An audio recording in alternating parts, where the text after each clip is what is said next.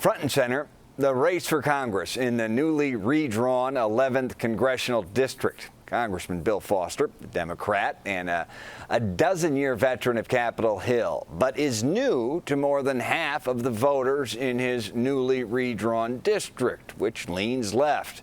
His Republican challenger, businesswoman Catalina Lauf, is his challenger, and she says Foster's views don't jibe with the district, entailing the west and northwest burbs. Congressman Foster, thank you for joining us here on the stream.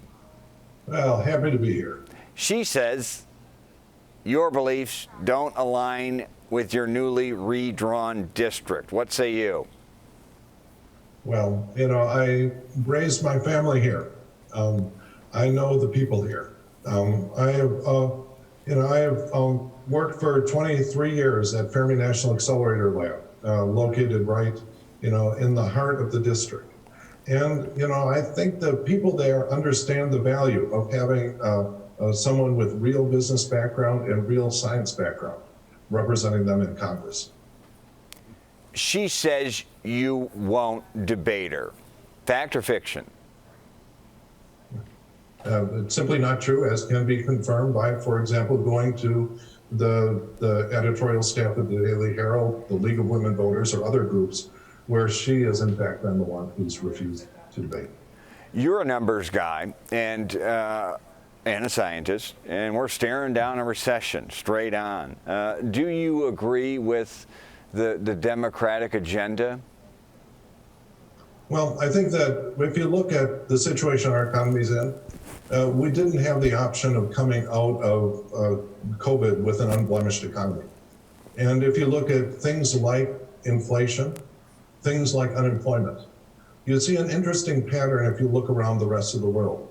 The countries that did not have the democratic spending that Republicans are attacking, those countries have the same high inflation we do. The Eurozone, for example, has higher inflation than we do, many other advanced economies. What they don't have is the low unemployment that the United States has. Our unemployment rate is about half that of the other advanced economies that did not have the strong support for the labor market that caused us to really heal our labor market and get back to low unemployment in record time. So I think there are always trade-offs in this business, but I think that what the Democrats did in healing the labor market and not resulting in inflation higher than what is unavoidable, as can be seen from looking at the rest of the world. It's not fun. I started my company and ran my company and expanded my company at times of very, very high inflation. And it's not fun. You can deal with it, but it's not fun. We've also run our company in times when there's massive unemployment. And that is much, much worse. When you simply don't have customers because your customers have no jobs and no money. And if that's the trade-off that Democrats had to make, I think we ended up in the best possible place under very tough circumstances. Congressman, do you support Biden dipping into the strategic oil reserve? And did we get played by Saudi Arabia? They said they'd increase output and they decreased it. Yeah. Well, first off, the point of the Strategic Petroleum Reserve is that it is something that you fill up at low prices when there is a surplus of oil, and then it's one that you empty at times of high prices and shortage. So we're in the second part of that. The Biden administration is doing the correct thing, and we will fill it up when prices return to low levels. While we're on oil, Russia, oil and naturally resourced rich, currently at war with Ukraine. How will and to what extent do you want to aid Ukraine, from funds to troops on the ground? Your stance. Well, that's one of the real differences between my opponent and me. She has repeatedly objected to the aid packages, the military aid packages and other aid packages that we're providing to Ukraine. The United States, I believe, has a special duty to stand up for Ukraine because Ukraine was one of the only countries in the world that ever gave up nuclear weapons. And it did that in return for a guarantee from the international community of secure borders. And when those borders are violated, by Russia or any other country, we have a moral duty to stand up for a country that voluntarily gave up nuclear weapons. So that's part of the argument. The other thing is I believe this country has and always should have an obligation to stand with other free countries, stand up in defense of freedom. And the path forward on that is never clear. My wife is Korean, and the reason she is a free person today is that Americans sent troops into Korea to keep it a free country at a time when that freedom was threatened. Then we went into Vietnam a generation later, and it did not end up so well. And we have to study hard the lessons of history. We spent 20 years in Afghanistan, giving the Afghans every opportunity they had to fight for their freedom, and in the end, they seemed unwilling to do so. In Ukraine, we have a country which almost to the person is willing to lay their lives on the line for the freedom of their country. And we owe it to them to give them the tools they need to succeed. And that's going to be a big difference because it's not only my opponent. Kevin McCarthy, the likely Republican speaker, has said essentially the same thing, that they're really questioning these aid packages and military aid to Ukraine. That's simply wrong, and I think it's frankly immoral. Some Democrats in close midterm races have been told the national apparatus and President Biden to stay away because, some see him as being radioactive. If President Biden announces he will run again, will you support him? Will you be a Biden guy from day one?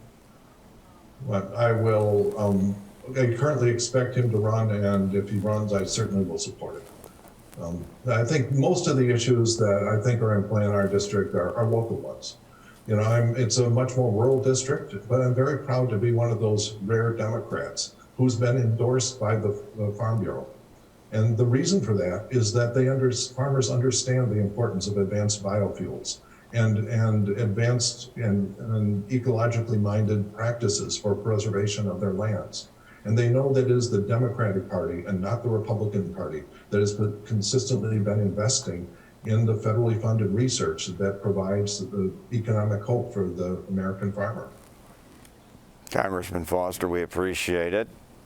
Thank you for joining us on the stream, and good luck, as it will be a race we watch closely. Best of luck on November 8th. Thank you. Now to the Republican challenger for Congress in District 11, Catalina Lauf. Ms. Lauf, thank you for joining us on the stream. Thanks for having me. Your contender has a wealth of business acumen, a lot of political experience. You don't necessarily have that. You're younger, of course, and you have zero political experience. So what makes you worthy of a congressional seat? Well, first of all, our founders wanted everyday Americans to represent them. It's very clearly laid out in the Constitution, the requirements to be a member of the U.S. representatives. And we have way too many career politicians. It's time we have people who really want to represent them. You mentioned that my opponent has all this business acumen. Then why has he been supportive of businesses shutting down? Why has he been voting 100% with Nancy Pelosi? That is destroying our economy. He's destroying small businesses. He's destroying medium-sized businesses, not to mention the rampant inflation that's impacting all Americans and the labor shortages. So somebody like that, it shows to me that he's not very astute when it comes to the economy. And, my sister and I, we started our company from the kitchen table. We are the product of the American dream. We've grown exponentially. We're in the startup space, and we need outsiders who very much understand business, the economy, and to implement pro-growth economic policies. And Bill Foster has done quite the opposite, as well as this Biden administration. If Mr. Trump announces he's running again, would you be a day one supporter? Until anybody talks about the Republican primary to run for president, all of that is complete hearsay, and I'm focused on my campaign and the elections, and we need to focus on that. Ms. Lauf, so you're right. in the political spectrum, in a slightly left-leaning district. So what is your message to the middle? I would actually disagree. I believe that this district is pretty moderate right-leaning. They care about the economy. They care about the crime rates. My opponent, for example, has voted 100% with Nancy Pelosi in destroying our economy. He's the reason why there's massive inflation. Gas prices are high because we're not energy independent. And so this district really cares about the economy, and they want a new representative that's also going to care about the economy, care about putting more money in their pockets, caring about their small to medium-sized businesses and the American workforce. And that's exactly who I am. And I'm confident that they will vote for us knowing what we stand for. I will also say this district has experienced pretty high crime rates, particularly in the Naperville, DuPage County area, where we saw massive amounts of riots just a year and a half ago. And where were people like Bill Foster representing them? Completely silent, actually standing with groups who want to defund the police. That is not the type of leadership Illinois 11 wants. It's not the type of leadership that Illinois 11 deserves. They want a servant leader, a fighter for the issues that they care about, and that's exactly who they're going to have in somebody like myself.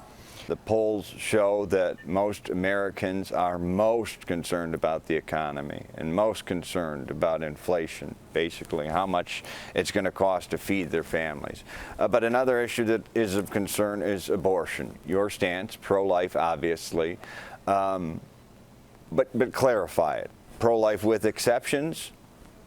I've been very clear about my stances. I do not support late-term abortions. My opponent continues to lie about my stances because he believes that by inflating and lying about my stances, that will somehow win him votes. Who wants a liar to be representing them? And that's exactly what Bill Foster has proven in his campaign tactics. So I'm not for late-term abortions. It's also something that the states should be held with the states. I've been very clear on that too. Illinois has its own state laws, and I do not see it being something that is spoken about federally because it's already implemented. The laws are implemented at the state. Duly noted. Ms. Lauf, would you vote to repeal President Biden's Inflation Reduction Act? Naysayers call it just throwing cash at a crisis, not a thoughtful approach to avoid a recession, which we are clearly headed for. Absolutely, I would. And Bill Foster voted for it. He's clearly out of touch with the American people. We'd also, once we get in Congress, roll back the amount of money that we've been sending in billions of dollars worth of foreign aid when people here in our districts are suffering. So there are a lot of different policies that we will be repealing once we take back the House, once Republicans take back the House, that one included, but also the other regressive economic policies that Joe Biden has pushed over these last 2 years with the help of Democrats like Bill Foster, who've been destroying our economy. Catalina Lauf, Republican challenger for Congress in District 11. Good luck. We'll be keeping a close eye on your race coming November 8th. Thank you very much for your time. For more interviews with the names you'll be seeing on the ballot come November 8th, stream with us right here on CBS News Chicago. Thanks for joining us. I'm Brad Edwards. Now back to the stream.